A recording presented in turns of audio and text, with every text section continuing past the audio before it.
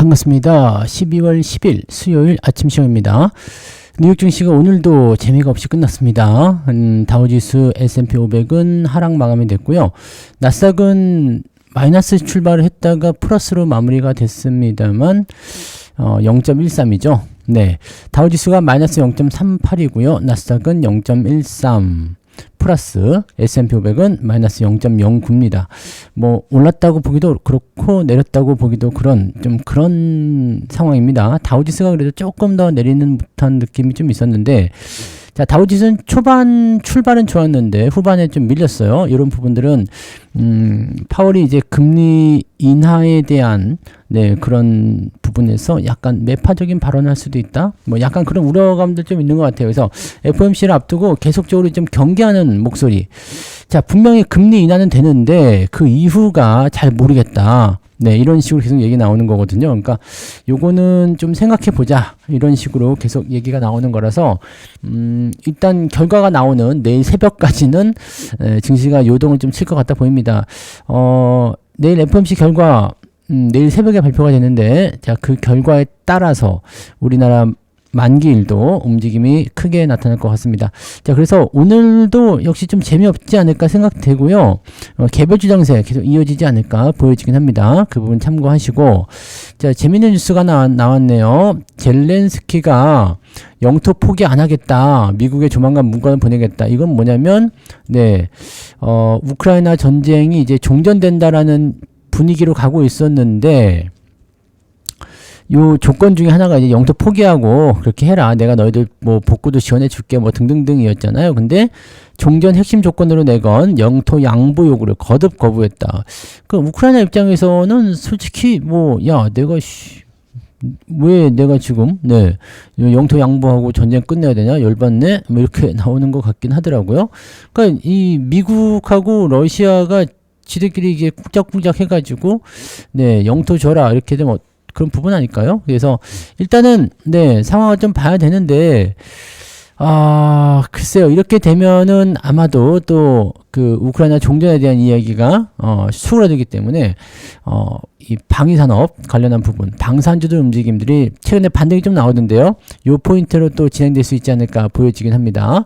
자, 이제 뉴스로 다시 들어가서 볼게요. 방산주 관련해서 뉴스도 괜찮은 게 나왔던 것 같은데, K2가 페루에 수출된다는 얘기가 있죠. 그게 이제 금액은 자세하게 나오지 않았지만 한 2조 원 정도 얘기가 있었던 것 같은데요. 자, 그런 부분들 좀 있었고요. 자, 그 다음에 쭉 한번 볼게요. AI 특수 속에서 전력기기 3사 북미에서 격돌했다. LX 일렉트릭, HD 현대, 효성중공업 이렇게 되어 있는데, 얘네들이 이제 사실 대장주죠. 대장주지만 여러분들이 매수하기는 어려운 그 종목들입니다. 예전에 이제 가격이 쌀 때 매수하시면 참 좋은데, 지금에 와서 매수하기는 조금 애매하죠.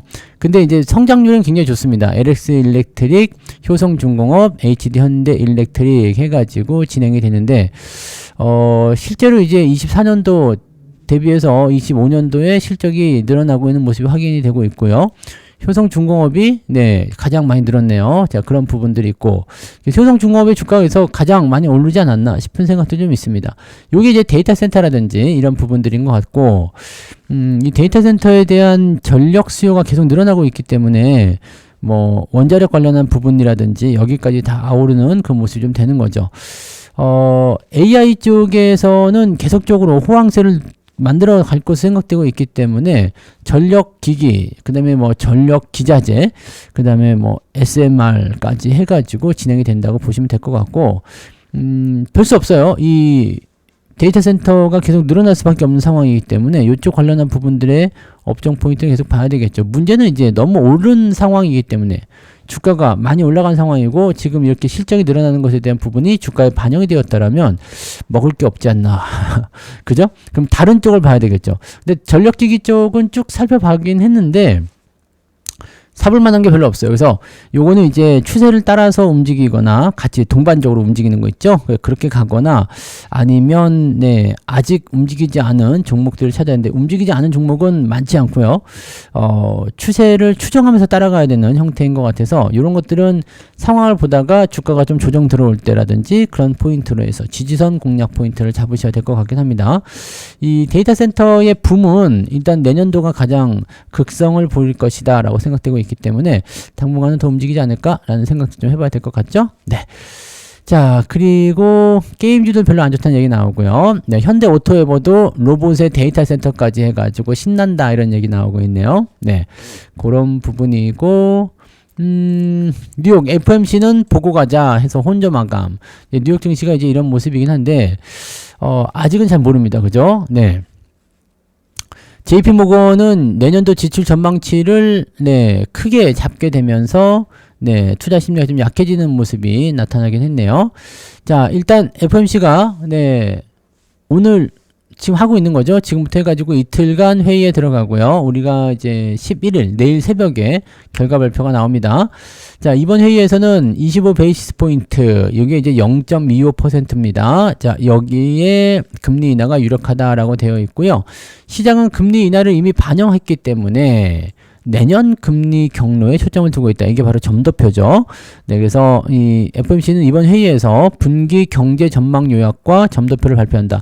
이 점도표는 1년에 4번인가 발표할걸요? 그래서 점도표를 발표하는 좀 큼지막한 회의가 있어요. 그럴 때 향후에 이제 금리 동향을 좀 보게 되는데 파월이 5월에 퇴임이기 때문에 아마 이번에 점도표 발표되고 내년에 한 번, 2번 달력 봐야 되는데 한두 번 정도 더 발표하게 되면은 아마 파월이 퇴임할 거예요. 그래서 이번에 점도표가 네, 내년도에 뭐 전반적인 상황을 결정짓는 건 아닙니다만 일단은 그런 식으로 나올 수 있다라는 거죠. 그 부분들을 생각하셔야지 되고 점도표가 언제 발표가 되냐면 3월 달에 네, 하는 FOMC에서 한번 발표가 되고 그리고 파월이 5월에 퇴임을 하게 되면 FOMC 점도표가 6월에 발표가 되니까 369, 10이네요. 얘네도 369, 10이니까 내년에 한 번 더 하는 거 3월 달에 있는 점도표까지. 근데 그때는 파월이 퇴임을 앞두고 있어가지고 네, 힘도 빠져 있을 테고 그다지 파월의 이야기에 별로 주목하진 않을 것 같아요. 자, 그런 정도로 보셔야 되는데 좀 그렇죠? 네. 자, 아무튼 그래서 이번에 점도표가 굉장히 중요하고 내년도에 금리가 어떻게 될 것인지. 근데 내년에 이제 해시죠, 해시. 이 사람이 이제 그 금리를 낮출 것이다라는 얘기가 있어요. 네. 차기 연준 의장 유력한 해시은 0.25%포인트 넘는 금리 인하도 충분히 해야 된다라고 얘기하고 있습니다. 뭐 말로는 이제 백악관의 그 요구를 네, 압박을 나는 저거 하지 않겠다라고 얘기를 하고 있는데 트럼프가 해시를 좋아하잖아요. 네, 해시를 좋아하고 네, 잠재적으로 네, 연준 의장이라고 언급을 하기도 했다라고 되어 있습니다. 그래서 뭐 백악관의 압박에 나는 네, 뭐 굴하지 않겠다 이런 식으로 얘기하지만 일단은 의견은 어떻게 되어 있어요? 네. 금리를 내린다라는 식으로 얘기를 하고 있습니다. 네. 인플레이션이 4%로 상승하게 되면 금리를 내릴 수 없다. 하지만 네. 금리를 내릴 것이다라는 것이죠. 네. 금리 인하 지지를 하느냐 거기에 대해서는 그렇다라고 얘기를 했다고 합니다.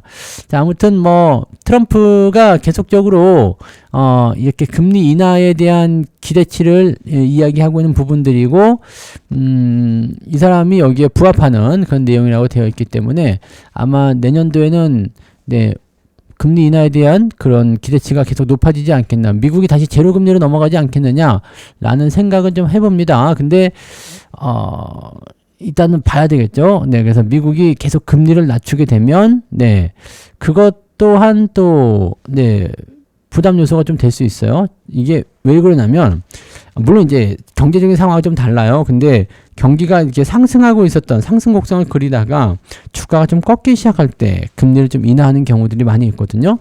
근데 지금 미국 경기가 별로 안 좋아라는 식으로 분석이 되고 판단이 된다면 금리를 더 낮춰야 되거든요. 근데 그런 상황이 이제 주가 상승하고 조정기로 연결됐을 때 좀 안 좋은 쪽으로 많이 기울 수가 있죠. 그래서 그런 부분들은 이제 두고 봐야 됩니다. 네. 자, 그런 부분이 좀 있고요. 네, 그다음에 뭐 그 외에는 뭐 특이한 건 없어요. 일단은 경제 지표도 발표가 되고 있다고 합니다만 가장 중요한 건 FOMC에 쏠려 있기 때문에 미국 증시가 사실은 별로 볼 거 없다. 이제 내일 새벽에 뉴스가 엄청나게 쏟아져 나오겠죠. 자, 그 부분들에 주목을 좀 하시면 될 것 같아 보입니다. 그래서 아마 오늘까지는 조금 재미가 없고 방향을 조금 이제 보면서 결정을 하게 되면 내일 어떤 식으로 나올런지 네, 그 부분을 보고 해야 되겠죠. 그러니까 우리 매매할 때 너무 서두르지 말고 내일 상황을 보고 하시면 좋을 것 같아요. 고작 그래봤자 하루잖아요. 그러니까 오늘만 이제 개별적인 부분으로 좀 잘 버티고 넘어가다가 이제 포지션을 좀 잡아가시면 어떨까라고 생각이 좀 드네요. 자, 그런 정도 있고요. 네, 여기 뭐 파월이 금리 인하 중단에 대한 이야기를 하는 거 아니냐 이런 식으로 얘기가 있었습니다. 자, 엔비디아 이야기, 네, 좀 잠깐 봐야 되겠죠. 자, 중국에 엔비디아의 H200이 지금 수출한다는 얘기가 있었어요. 네. 트럼프 대통령이 엔비디아의 H200 칩 중국 수출을 조건부로 허용했다라고 되어 있습니다. 이 중에 판매액의 25%를 미국 정부에 납부하면 그리고 사전에 승인된 고객사에게만 판매하는 강력한 조건을 부과했지만 어쨌든 그래도 네, 납품한다가 되는 거거든요. 자, 그러다 보니까 중국에서 성능이 낮아진 H200 칩에 대해서 자존심이 상한다. 야, H200 그거 성능 별로 안 좋은데 우리 거 써. 이런 식으로 나와버린 거예요. 그러다 보니까 엔비디아 거 쓰지 말고 중국 거 써라. 이렇게 얘기가 나왔습니다. 그래서 이 파이낸셜 타임즈에서 미국이 규제를 완화하더라도 중국이 스스로 수입문을 걸어잠글 수 있다. 그러니까 H200에 대한 조건부 수출 허가가 떨어졌는데 엔비디아 그래도 장중에 한 2% 넘게 올랐거든요. 그런데 막판에 이렇게 네, 중국에서 야 됐어 안 써.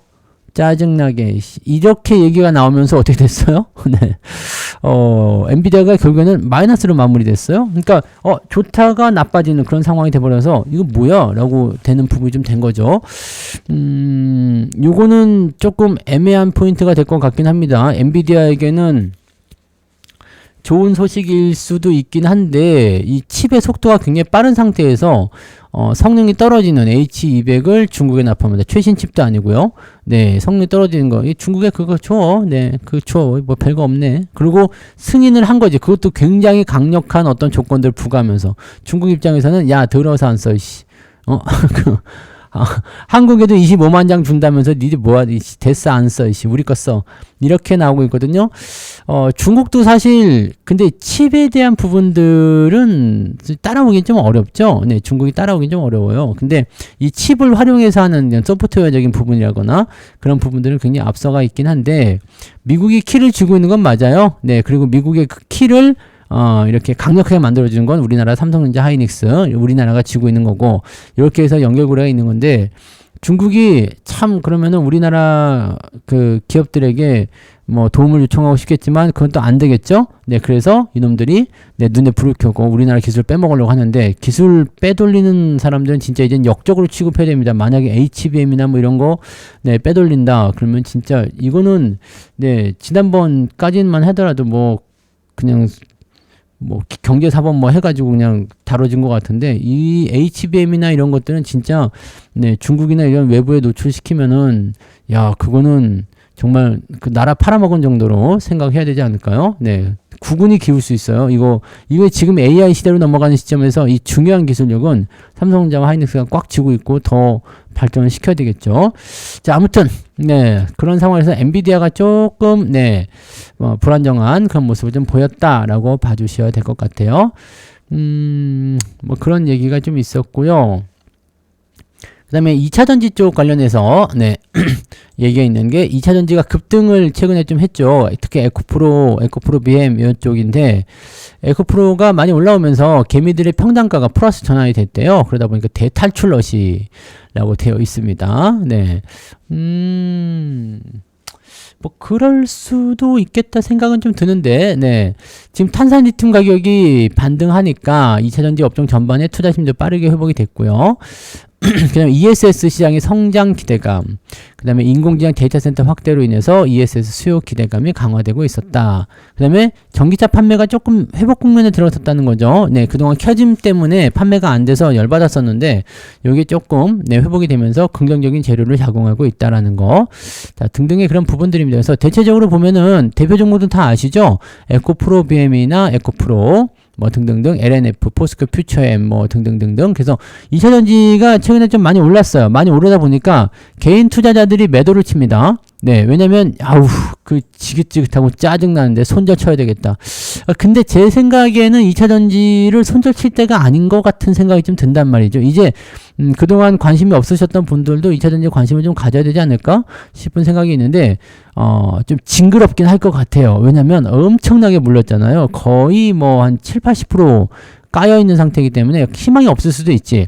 그 다음에 추가 매수를 하더라도 지금 손실이 엄청 큰 상태인데 지금 아니면 안 되라는 생각이 들 수도 있겠죠.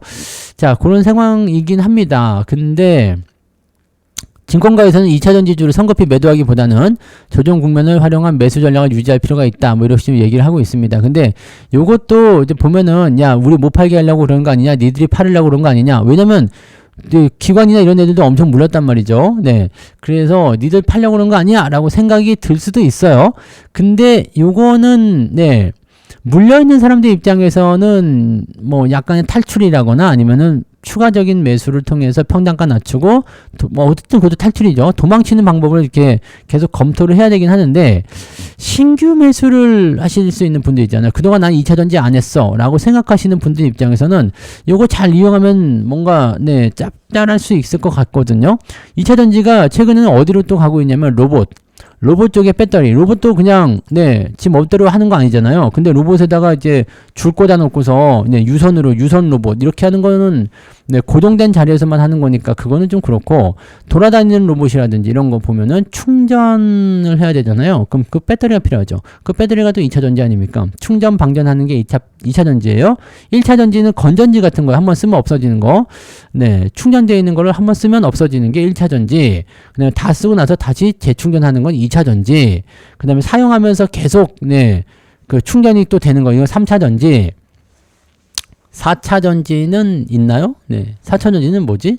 네. 그냥 알아서 계속 충전되어 있는 거. 그 4차전지는 모르겠는데. 아무튼 그런 식으로 되어 있는 거죠. 근데 지금 2차전지가 이제 충전 방전이라고 보시면 되는데, 자, 그 충전 방전에 대한 부분들을, 네.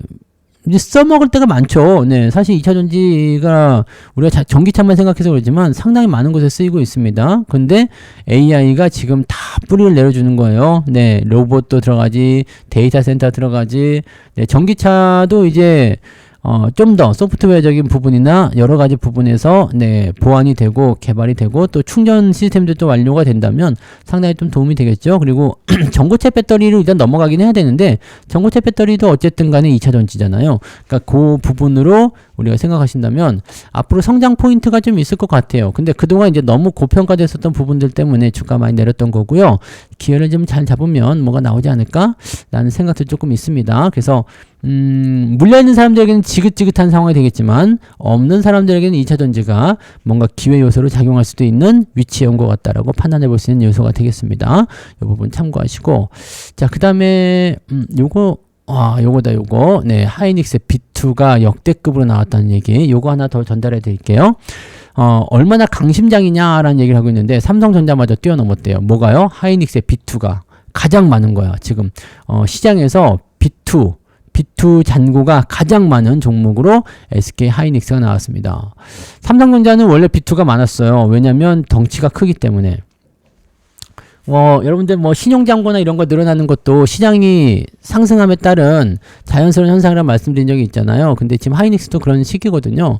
삼성전자 그런 시기고요. 시장이 크면 규모도 클 수밖에 없어요. 그래서 시장이 지금 4,000포인트, 신용잔고 20조 원, 그럼 괜찮은 거예요. 네. 나쁘지 않습니다. 왜냐면 시장이 2,000포인트일 때 뭐 10조 원 정도 나오는 거 뭐 적당했거든요. 그러니까 지금도 뭐 신용이 B2가 그렇게 엄청나다고 볼 수는 없겠죠. 물론 오바되는 부분도 있겠지만 그래도 시장 규모가 커졌기 때문에 네, 그렇게 나오는 것이다 보시면 됩니다.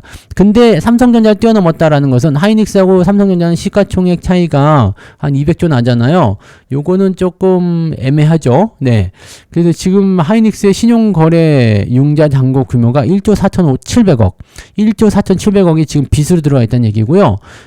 이게 또 어떤 식으로 되냐면 지금 신용거래는 주식이나 현금을 담보로 해서 네, 돈을 빌리는 약간 일종의 이거 B2 개념이고 레버리지인데 문제는 이 주식이나 현금 보유 주식이나 현금도 빚내서 들어오는 부분이 있다는 얘기죠. 그러니까 나는 원래 1,000만 원밖에 없었어. 근데 주택담보든 아니면 신용대출이나 해가지고 이걸 5천으로 만들었어. 그 5천을 가지고 다시 신용을 쓰는 거지. 그러니까 나는 원래 1,000만 원밖에 없는 사람이지만 실제적으로는 1억을 굴릴 수 있는 거예요. 레버리지 10배 걸리는 거예요. 이렇게 됐을 경우에는 주가가 변동을 보인다거나 또는 반대매매나 변동성을 보여가지고 반대매가 나온다. 이렇게 되면은요, 진짜 탈탈 털리고 빚밖에 안 남습니다. 빚내서 투자하는 건 좋지 않아요. 절대 좋지 않고요. 물론 시장이 기회를 줄 때 어느 정도의 신용을 써서 하는 것도 좋겠지만 이미 레버리지가 걸린 상태에서 추가적으로 신용담보를 써서 추가적인 레버리지에 레버리지를 또 걸게 되면 굉장히 고위험이 되거든요. 이렇게 돼버리면 순식간에 망할 수가 있어요. 네, 깡통 차는 거 순간입니다. 네, 그래서 여러분들 절대로 그런 거 욕심은 나겠죠. 네, 누구는 이렇게 해서 돈 벌었다더라, 누구는 저렇게 해서 돈 벌었다더라. 욕심 날 수 있어요. 근데 절대 그런 거 하지 않도록 하시기 바라고요. 자, SK 하이닉스가 이렇게 B2가 계속 늘어나게 되면 잘 못 갑니다. 왜냐면 털고 가야 되기 때문에 자꾸 털어야 돼요. 그래서 그렇게 되면은 이 B2가 들어와서 꽉 붙잡고 있는 동안에는 주가가 안 올라갈 수가 있어요. 예, 그런 부분들이 있다는 것도 좀 참고하시고, 이 신용융자가 일종의 담보대출로 담보 유지 비율이 있거든요. 약 140% 정도 되는 거죠. 그러니까 주가가 한 30에서 네, 40% 정도 떨어지게 되면은요, 증거금 부족으로 마진콜 들어온다고요. 그러면은 돈을 더 납부할 수 없는 상황이잖아요. 그렇게 되면 반대 매매가 떨어지는데 손해가 엄청 커집니다. 그럼 거기서 다 까이고, 그럼 내 원금은 일단 기본 다 까이는 거고 빚만 남게 돼요. 강제 청산되고 나니까 빚만 남게 됩니다. 이게 굉장히 큰 문제가 될 수 있는 거죠. 주의해야 됩니다. 그리고 시장 자체도 지금 신용 잔고 규모가 27조 원이래요. 굉장히 많은 편이긴 합니다. 4,000포인트였을 때 보통 신용잔고가 20조 원 왔다리 갔다리 하면 괜찮거든요. 근데 지금 7조 원 정도 더 오버가 되어 있는 상태죠. 물론 시장이 더 올라간다는 가정하에 본다라면 이 정도 신용잔고도 어느 정도 허용할 수는 있겠습니다만 시장이 만약 정책이라든지 주가가 좀 조정을 받는다 그러면 이거 전부 다 화살이 돼서 돌아오게 되죠. 부메랑으로 돌아옵니다. 그러니까 이런 부분들을 각별히 조심하셔야 된다는 거 꼭 참고하시고, B2가 많이 들어왔다는 것은 그만큼 인기가 있다는 얘기가 되기 때문에 단기적 상승이나 이런 것들 민감하게 반응할 수도 있습니다만, 네, 주의는 해야 됩니다. 네. 주의해야 되고요. 주가가 이미 어느 정도까지 올라왔다는 것도 감안을 하셔야 됩니다. 뭐 목표주가 100만 원 이런 거, 이 보고서를 사람들이 가장 많이 봤다면서요. 이런 거에 너무 네, 치중하지 마시고요. 현재 주가 상황, 그다음에 이격도라든지 그런 것들을 보시면서 현명한 투자들 하시기 바랍니다. 자, 어쨌건 오늘은 네, 오늘도 약간은 좀 재미없겠지만 개별주 위주의 흐름들 잘 보시면 좋겠고, 어제 저녁에 보니까 로봇 관련주들 움직임들은 조금 괜찮더라고요. 그래서 로봇 쪽이라든지 또는 뭐 제약바이오 이런 쪽 움직일 수 있겠죠. 그래서 이쪽에 대한 부분들, 또 아까 말씀드렸던 대로 이제 방산주 섹터라든지 이런 쪽 한 번씩 살펴보시면 좋겠습니다. 그래서 개별적인 어떤 재료가 있는 덩어리들로 움직일 가능성이 높고요. 시장 전체적으로는 보합 장세 유지가 오늘도 되지 않겠는가 생각해 봅니다. 그래서 매매를 서두를 필요는 없고 서두르지 말자. 천천히 내일 FOMC 결과, 그 다음에 만기 상황 지켜보고 대응하셔도 충분하니까 느긋하게 대응들 하시면 좋을 것 같습니다. 자, 오늘 얘기가 좀 길어졌는데 여기까지 하고요. 마치도록 하겠습니다. 고맙습니다. 조금 이따 8시 30분에 네, 무료 방송 있는 거 아시죠? 오늘이 또 네, 아침 무료 방송 또 마지막 시간이니까 오늘 무료 방송에 또 많이 오시기 바랍니다. 고맙습니다.